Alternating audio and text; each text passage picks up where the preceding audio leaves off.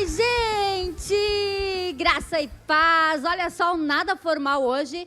O programa é Nada Formal, mas eu dei uma arrumadinha no visual porque eu estou recebendo ele, pastor, escritor, pai da Betina, esposo da Karen. Eu estou falando do pastor Lucas Pacheco. Graça e paz. Olá, graça e a paz de Cristo Jesus. Estou muito feliz de estar aqui com você, Cássia, e com todos que estão nos assistindo nesta live. Depois eu sei que vai ficar gravado. Yes. Então eu creio que não vai ser só mais um vídeo, mas vai ser um vídeo onde você vai tirar uma moral e vai terminar ele de uma forma diferente. Yes, é essa a intenção, é por isso que nós estamos aqui. Lembrando vocês que nós estamos ao vivo pelo Facebook e também lá no YouTube, @nadaformal. Dá uma olhadinha lá, Nada Formal com Cássia Michelon. E se o Facebook derrubar o nosso vídeo, está no YouTube. Ok, gente? Ok. Pastor Lucas, primeira perguntinha, que é a básica que a gente faz para praticamente quase todos os entrevistados, né? Vamos lá. Quem é Lucas? E eu não estou falando do pastor Lucas. Eu quero saber, desde a tua infância, quem é o Lucas? Entendi. Então, Cássia, o Lucas é um chapecoense, nasci em Chapecó, Santa Catarina, Brasil, lá no bairro Santa Maria. Uau! Fui criado lá até os meus 15 anos, então sempre estive lá no bairro Santa Maria. Yes. Uma pessoa que sempre foi inconformada, essa é bem a verdade. Eu sempre tive um inconformismo comigo, sempre carrego algo de fazer coisas grandes e sonhar grande. E o Lucas é alguém que ama Chapecó, alguém que gosta muito de Chapecó, alguém que é apaixonado por essa cidade, alguém que ama esse povo, alguém que quer ver Chapecó da melhor forma possível. Então eu carrego muito isso comigo, casado com a Karen. Isso, um beijão, Karen. Cara, eu sou tua fã, Olha viu? aí. A Karen, somos casados há 3 anos, temos a Betina há 2 anos e 6 meses, uma bênção. Eu sempre digo 2 coisas, né, Cássio? Que família é um plano de Deus e filhos são herança do Senhor. Então, quando você casa, você vê uma provisão da parte de Deus, as coisas acontecendo, que antes duravam anos, acelerando para demorar apenas meses. E quando você tem filho, é outra provisão, é outro cuidado de Deus. São 2 coisas fantásticas. Uau. Então esse é o Lucas. Lucas, você imaginava em sã consciência ser pastor? Então, Cássio, eu cresci em um lar cristão. Opa! Eu cresci em um lar cristão. Fui criado numa metodologia familiar, que no sábado à noite eu estava no culto, no domingo pela manhã eu estava no culto. Então, até os meus 10 anos. Depois, nós tivemos um período ali, o meu pai e minha mãe se separaram. Então, até os 14 anos, nós perdemos aquela questão de estarmos inseridos nesta rotina de toda semana culto. Mas eu digo que se me pediam o que eu era, eu falava que eu era evangélico, né? Sim. Até que conheci o pastor Lucas Torres, na escola nós estudamos juntos, então a partir ali dos 16 anos eu comecei a frequentar novamente a igreja, de fato eu me converti, de fato eu assumi uma liderança, mas aquela inquietação de não ser mais desde quando eu era pequeno. Não que você ser pastor, que você ser um líder, você é alguém diferente dos demais, não. Mas é naquele senso de não fazer simplesmente as mesmas coisas durante anos. Né? Depois a gente vai falar um pouco sobre o livro, mas... Então, calma aí. Então, a questão do pastoreio, ela vem em virtude disso. Ela vem em virtude de eu me posicionar, não no sentido de almejar um cargo, mas no sentido de não ser mais alguém aqui nessa terra, simplesmente vendo as coisas acontecerem e não participar disso. Ok. Agora sim a gente vai falar do livro Desligue o Modo Sobrevivência. Sabe o que eu imagino, assim, já de cara? Quando eu leio esse título, Desligue o Modo Sobrevivência, é atitude. Uau, é ou não é? Exatamente. Então me diga, o que te levou a escrever esse livro? O que te levou a ter essa atitude de escrever um livro com esse título? Então, qual é a história? Tu sabe que o título do livro, eu comecei a escrita dele, e o título era um título até um pouco mais forte do que esse daí. E a história do livro, ela parte do entendimento que eu tive do qual era o meu propósito. Então, quando eu entendi qual era o meu propósito de ajudar as pessoas a, de fato, elas não simplesmente terem uma vida religiosa, de vir na igreja toda semana, de vir em todo culto, mas não ser uma resposta lá na sua rua, você não ser uma diferença lá no seu bairro, ter pessoas estando na igreja, mas não sendo a resposta que esse mundo precisa. Então, quando eu tive esse entendimento de não ser mais uma pessoa aqui nessa terra, eu falei, opa, peraí, eu entendi qual é o meu propósito. Opa. Eu entendi qual é a minha missão aqui nessa terra. Aí, eu sempre tive o desejo de escrever um livro, sempre tive, desde quando eu comecei ministerialmente, eu sempre queria, na época trabalhávamos com jovens, eu falei, eu vou escrever um livro sobre temas, e isso sempre estava na minha cabeça.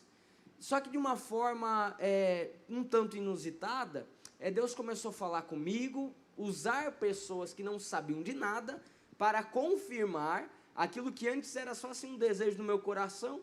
E aí eu parto então para a escrita do livro, para que a pessoa, o porquê? Para que a pessoa de fato ela tenha uma atitude em viver o melhor daquilo que Deus tem para a vida dela. Uau, olha só, eu li o seu livro em um tempo recorde, tá? Eu acho que foi a primeira pessoa depois de mim, da minha esposa, que leu o livro completo. Então, eu lembro que eu recebi o livro em casa, né, o PAC em casa, e na tarde. À noite, limpei a minha casa, deixei tudo organizadinho, as crianças dormindo, o marido roncando, e eu iniciei o meu livro. Uau. Iniciei a ler.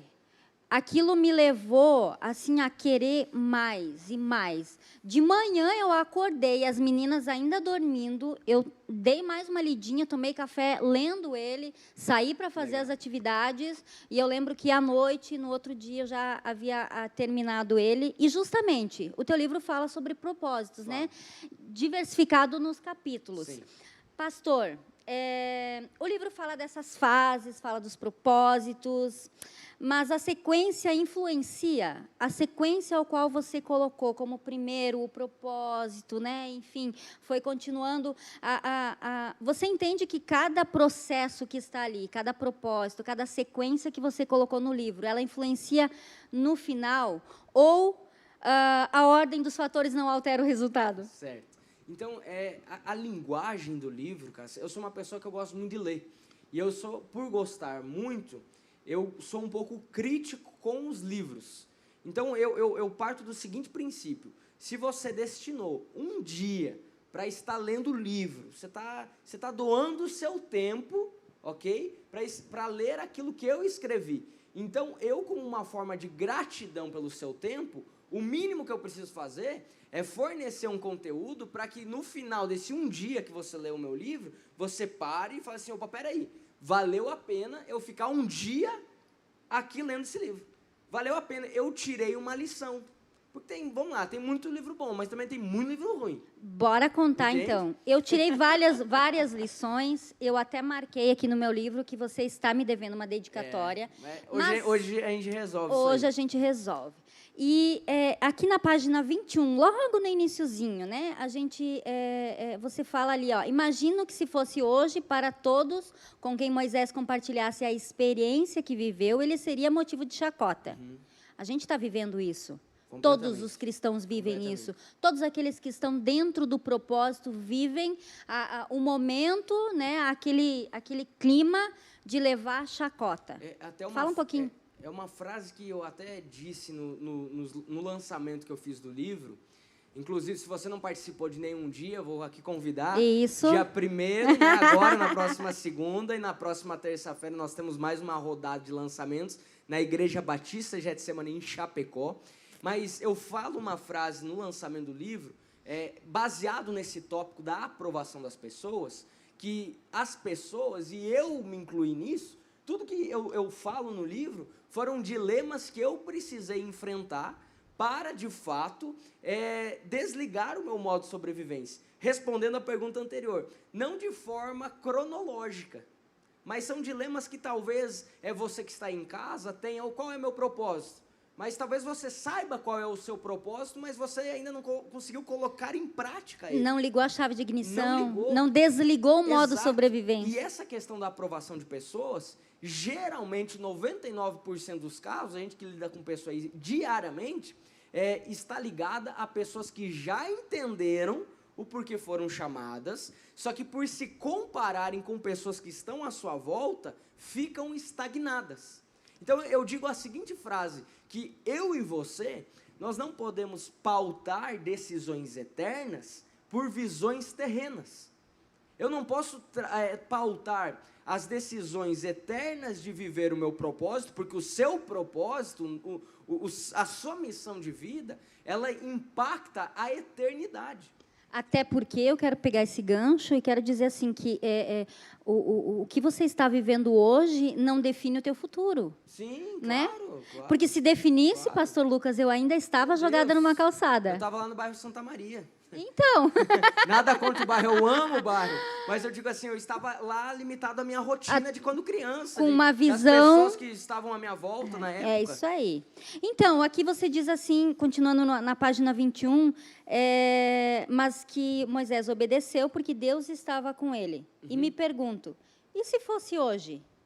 Exato. E se fosse com você? E se fosse com você, hein? E se fosse comigo? O que a gente faria? O que Moisés fez foi algo incrível e que a gente precisa levar como visão, né? Cara, se tem alguém falando, se tem alguém debochando, se tem alguém não acreditando, não dê bola. Nós corre, temos busca. A história de Moisés e nós temos a história de Noé também, assim como tantas outras histórias, como Abraão. Abraão, vamos lá, a história de Abraão. Abraão, Deus pede para ele o filho, Isaque. E olha que interessante, meus irmãos, essa história. Porque Deus pede o filho da promessa, e a Bíblia fala então que Abraão sai com Isaque, e sai com alguns capatazes ali, algumas pessoas que trabalhavam para ele. E chega em determinado ponto do trajeto, Abraão fala para aqueles homens que acompanhavam, ficassem, porque dali em diante, era ele o filho de Deus. Sabe, o que eu aprendo com isso? Eu aprendo que para que eu viva e faça, ou melhor, para que eu faça aquilo que Deus está me pedindo, muitas vezes você vai precisar deixar e andar sozinho.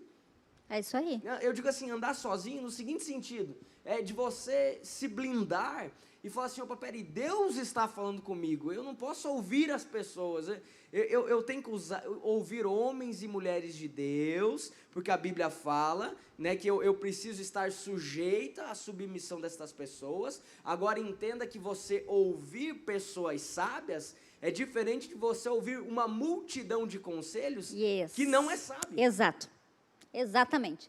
Na página 35 fala sobre algo que eu comecei a rir quando eu li o título, tá? Uau. Mate a vaca. Mate a Gente, o que é isso, hein? Mate a vaca, por favor. Eu li o livro, eu sei, mas eu quero que você explique para o pessoal, porque nós precisamos matar a vaca, é isso? Essa é uma história muito conhecida e muito falada, né? É a história de um homem muito sábio, que ele e o seu servo, eles estavam viajando, e chega no final do dia, e não tinham mais aonde ficar, não tinham mais aonde dormir, estavam no meio ali do relento, até que eles avistam uma casa muito simples.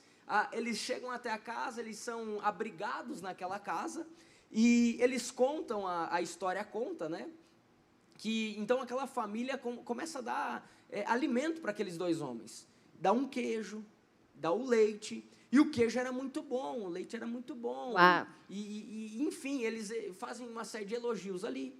Só que pela manhã, ao se levantar, eles tomam mais uma vez café, eles comem mais uma vez o queijo, e aquela família fica muito feliz porque eles estavam toda hora elogiando, nossa, esse queijo aqui é muito bom, esse leite aqui é muito bom. E aquela família então fala assim, não, mas é que isso vem daquela vaquinha que nós temos.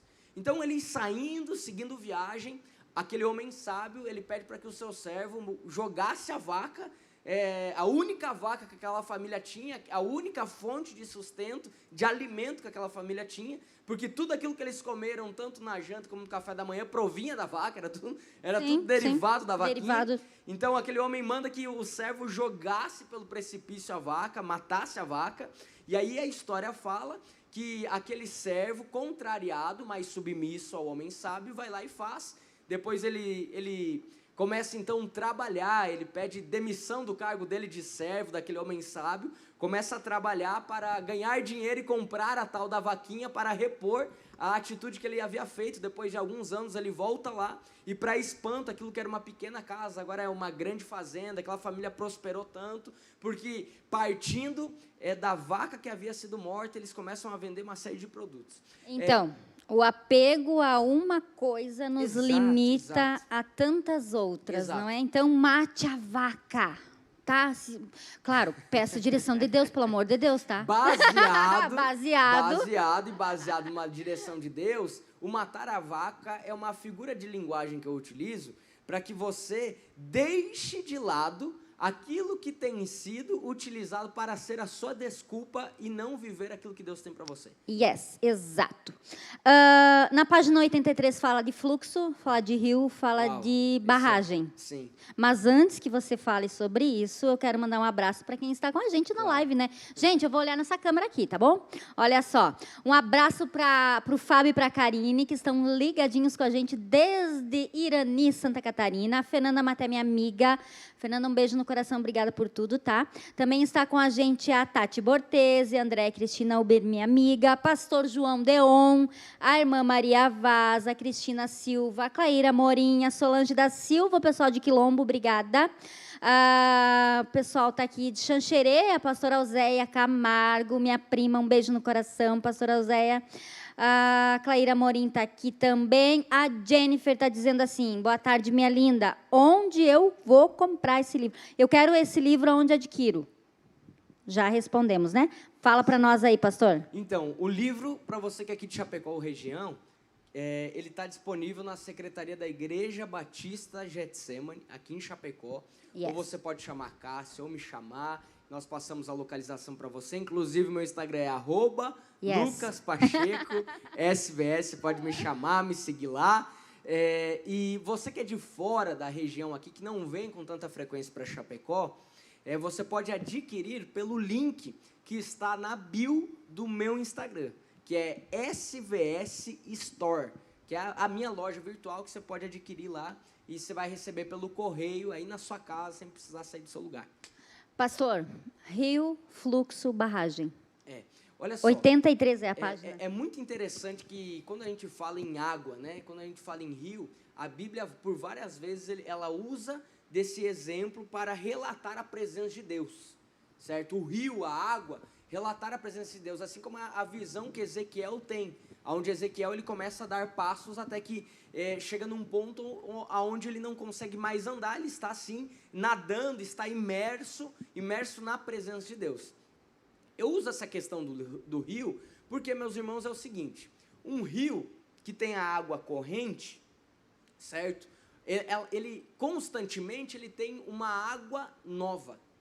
A água tem um fluxo de água ali. A água se renova. É diferente da barragem, do açude, é diferente de água, onde ela está parada e a água é escura, é salobra. Por quê? Porque a água está parada. E vai perdendo vida. Exato. Então, quando a gente entende que aquilo que Deus ele coloca nas nossas mãos, e ele precisa ser como um rio, certo? O rio de Deus em nós, ele precisa fluir. Eu e você, nós não podemos ser barragens limitando o agir de Deus nas nossas vidas, mas sim, como um rio, ele vem, e quanto mais, e é uma chave que virou na minha cabeça em 2020, que quanto mais eu falava, quanto mais eu ajudava, quanto mais eu me posicionava, mais palavras vinham, mais experiências aconteciam. Por quê? Porque você não limita a Deus, você não fica preso àquilo que Ele já fez, mas você se prende àquilo que Ele está fazendo. Né? É essa a questão do rio. Aí eu utilizo alguns exemplos de barreiras que as pessoas colocam para criar barragens no agir e no fluir de Deus. E isso não só na nossa própria vida, mas na vida de outras pessoas, no propósito de outras pessoas. Claro. Né? Eu acredito muito que a bênção, ela só é bênção quando ela é compartilhada. Sim. Né? Sim. Deus não é um Deus egoísta, Ele divide a bênção, Ele compartilha a bênção. Claro. E nós precisamos fazer da mesma forma e assim vai fluindo, né, pastor? Com Olha toda só, certeza. Desse jeito. Osiel Cumpiã, ele é do litoral, Santos, litoral de São Paulo, está na audiência. Um abraço, Osiel, obrigado pelo carinho, tá bom? Conto contigo para você compartilhar essa live também, tá? Para que mais e mais pessoas sejam alcançadas. O pessoal já está querendo um exemplar aí, viu? Faz assim, ó. Deposita lá na minha conta, eu pego do pastor aqui, ou deposita Fechou. Direto na conta do pastor. Faz um pix. Isso, eu vou pedir para os meninos ali que estão na retaguarda, para que eles coloquem ali, né, afixado ali, eu não sei se eles têm o número da tua conta, o número do teu celular, alguma coisa nesse sentido, para que o pessoal entre em contato, né? Tá. Pode ser? Depois? Depois? Fechou. Ótimo, depois. Olha só, gente... Tantas outras. Eu peguei algumas coisas aqui, pastor, do livro, que, na verdade, me chamaram mais atenção. Mas tem muita coisa legal, gente, muita coisa mesmo. Lá na página 53, fala do... hoje os seus relacionamentos têm sido o poder de o elevar. Isso me chamou a atenção. E diz assim, prepare-se. Deus irá levá-lo a se relacionar com pessoas novas e diferentes e a estar em lugares que destravam a sua visão. Missão. Eu coloquei visão. Mas é missão. Tome cuidado, porque a não percepção disso pode te gerar efeitos contrários. Falar aí nos próximos capítulos. Então, fala um pouquinho sobre isso, pastor. Está nos próximos capítulos, claro. Mas fala um pouquinho sobre isso. O que acontece, né? Um fenômeno que tem ao longo da Bíblia é a tal da zona da expulsão. Yes. Assim como José, ele é expulso do seu contexto e ele é colocado diante de um contexto do plano da parte de Deus para a vida dele. Então, o que eu e você nós precisamos ter a sensibilidade é que, às vezes, nós estamos insistindo em estar em um contexto que não é o contexto do cumprimento da promessa de Deus para nós. Sabe, é aquela visão que boa parte das pessoas tem, de você andar conforme a criança anda, quando você está andando com pessoas que não estão no mesmo nível de caminhada e entendimento de fé do que o seu. Isso. Só que chega num determinado ponto que você tem que parar de andar como criança. Você precisa correr igual adulto. Então, chega num determinado ponto que a minha filha tem 2 anos e meio. Eu ainda preciso andar no passo dela, certo? Eu ando no passo da Betina, não ela anda no meu. Mas vai chegar num momento que eu estou andando no meu passo e eu vou falar assim, filha, você tem que andar, você tem que caminhar. Então, quando você entende isso, você não fica preso. Não, eu preciso simplesmente ficar ajudando as pessoas, e Deus querendo derramar mais da parte dele na sua vida, e você prendendo e limitando Deus. Então, você precisa entender que, talvez, você esteja passando por um momento de transição geográfica, um momento de transição até mesmo de amigos, de uma esfera de relacionamentos, uma provocação para que você gere novos relacionamentos. Para quê? Porque através disso Deus derrama uma porção nova daquilo que Ele quer fazer nesta nova estação que você está vivendo. Olha, eu vou dizer para ti, eu experimentei disso e estou gostando. Uau. Pastor, o mundo hoje fala sobre a satisfação do ego, sobre o bem-estar, né? Camuflam alguma coisa nesse sentido. Mas eu queria saber, assim, que em contrapartida, no outro extremo da coisa, da satisfação do ego, tem a procrastinação dos nossos sonhos. Né? A busca por aquilo que queremos e aquilo que queremos chegar, que almejamos, mas, por outro lado, a gente vai adiando. Fala um pouquinho para nós. Gente, olha só. Hoje eu passava pelo cemitério central aqui de Chapecó, e sabe algo interessante que em todo cemitério tem? Tem grandes ideias, lindos livros escritos, uma série de decisões que poderiam mudar e revolucionar a vida minha e sua que estamos aqui escutando, de ideias que poderiam surgir. Agora, ficaram no campo da ideia. Por que eu escrevi um livro? Primeiro, porque eu entendi, e segundo, porque eu parei de enrolar. Eu parei de procrastinar. Agora, por que por muitas vezes eu procrastinei? Porque eu tinha medo de me posicionar e parecer para as pessoas que eu queria me aparecer. Então, eu enrolava. Agora, quando eu entendi quem eu era em Deus... Identidade. Quando eu entendi a minha identidade em Deus, eu falei, opa, peraí, eu preciso parar de enrolar, preciso parar de ficar pensando o que as outras pessoas vão pensar de mim, porque eu entendi, eu resolvi que aquilo que eu estou fazendo não é para mim, mas é para resplandecer aquele quem eu estou servindo. Exatamente. Então, quando você tem esse entendimento que você faz as suas coisas, não para você, mas sim por aquele que você está representando aqui nessa terra, aí você começa a ser deixado, as coisas começam a ser deixadas de lado para aquilo que seria para engrandecer o seu ego, e começa a sobressair sonhos e projetos da parte de Deus. Para quê? Para que ele seja engrandecido através da sua vida. Uau! Gente, olha só, vocês que estão aí, nos mandem alguma pergunta, dá tempo ainda de fazer, apesar de que nós estamos estourando o nosso tempo já. Tá no limite, hein? Está no limite aqui, mas antes eu quero que você nos deixe mais um conselho. Além, é claro, de adquirir o livro. Esse é o primordial, né? Mais um conselho, porque, gente, eu vou dizer para vocês, desliga mesmo, viu? Uau. A gente consegue ter uma outra visão, a gente consegue ter uma visão mais ampla e não aquela visão, né, baixa daquilo que Deus tem para nós. Sim. E, justamente, nós precisamos viver aquilo que Deus tem para nós, não aquilo que as pessoas acham que a gente não merece ou que a gente não deve fazer, ou enfim, bora lá. Antes de tudo isso, eu quero que você faça esse agradecimento ou coloque para a gente essa questão. Claro. Gente, o livro, eu escrevi um livro para pessoas que estão dentro de um contexto cristão, como pessoas que estão fora. Então, é uma linguagem que todas as pessoas podem ler. Inclusive, quando eu estava chegando aqui, uma pessoa me mandou uma mensagem de uma outra pessoa que nem na igreja está, agradecendo o livro. E eu creio que livros são flechas. Claro. Você lança, você semeia as flechas, ainda mais quando se tem princípios bíblicos ali, de uma linguagem fácil. Então, a média do brasileiro de leitura é 15 páginas no ano. Então, não adianta eu fazer um livro complexo. Gente, eu estou no livro, eu preciso ir pro Guinness, eu leio muito mais do que isso. Sim. Sabe quantas páginas eu li ano passado? Mais de 8.000 páginas. Eu li 42 livros ano passado, fora a Bíblia. Então, eu elevei a média aí dos 15. Mas por que eu estou falando isso, né, gente? Por que eu estou falando isso? Porque eu e você, nós precisamos entender que nós somos a resposta para pessoas que estão à nossa volta. Isso mesmo. Romanos fala que os campos estão brancos, ou melhor, a criação aguarda ardentemente a proclamação, a resposta, o falar dos filhos de Deus. Então, a partir do momento que você aceitou Jesus Cristo como seu único e verdadeiro Salvador, você precisa não ser egoísta com as pessoas que estão à sua volta. Como é ser egoísta? É você simplesmente vir à igreja, você não falar de Jesus, você não resplandecer Jesus, você não ser alguém acessível onde quer que você esteja, você de fato estar com Jesus dentro de você, mas não estar resplandecendo Ele.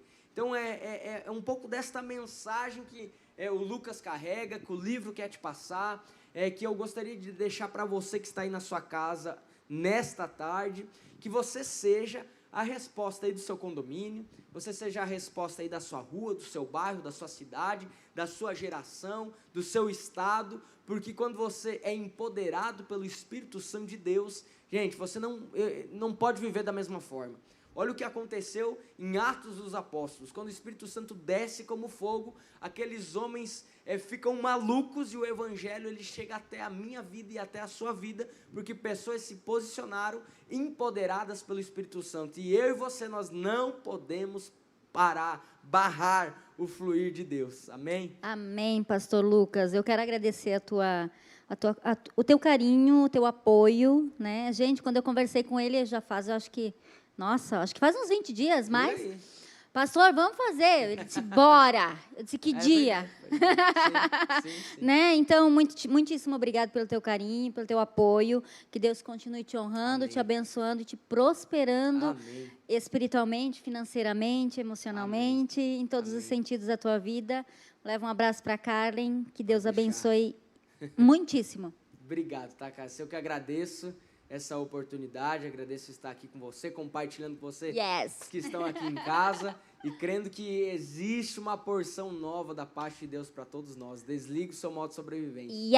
Eu quero agradecer a todos vocês que estiveram com a gente, tá? Também agradecer ao pastor Daniel Torres, pastor dessa igreja, pastor da Igreja Batista Getsemane, ao qual estamos inseridos. Também ao pastor Lucas Torres, o pastor Luquinhas, obrigado por tudo, que Deus abençoe. A equipe técnica, eu preciso dizer, gente, obrigada pro Wellington, pro Luiz e pro Isaías, que estão na retaguarda. Deus abençoe a vida de vocês. E também quero agradecer a Dani, do Brechó da Dani, que me cedeu esse colete de alfaiataria lindo, maravilhoso, e que super combinou com o nada formal de hoje, apesar de eu estar um pouquinho mais arrumada. Que Deus abençoe a sua vida. Não esquece, hein? Compartilha essa live. Ela vai ficar rodando aí, mas mais e mais pessoas precisam entender um pouquinho mais sobre o desligue o modo sobrevivência. Que Deus abençoe a sua vida. Fica aí curtindo um pouquinho do hino Vitória na guitarra do Marcos Zanovitz.